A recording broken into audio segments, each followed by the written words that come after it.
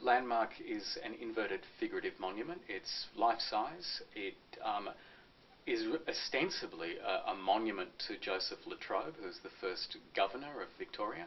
And so it was a work that was designed for an outdoor setting, and was designed very much to act as a sort of a disruption to the urban environment.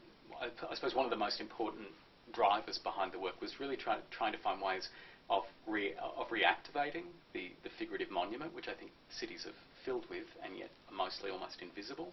But secondly, I was very interested in the subject of Charles Latrobe, who was a classic, late Enlightenment humanist gent, and eventually became, the administrator of this little encampment, I suppose, in Melbourne. And I felt that it was sort of appropriate for this monument to be upended for him, because his memory seemed to have been lost somehow in Melbourne.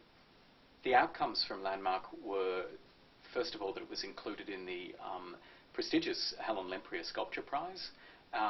From there, it was travelled on to a group show affiliated with the Old Treasury Museum in Melbourne, and was for a period of 6 months sited in Gordon Reserve in the centre of that city. And following that, it was then acquired by La Trobe University, where it still stands in pride of place, in a sense, in their campus, and included as a fulcrum, I guess, of their sculptural walk. So these travel, I suppose, for the work was to me a very, very important endorsement, I guess, of the work and what it had to say. Landmark is framed by a variety of different research fields and interests of mine.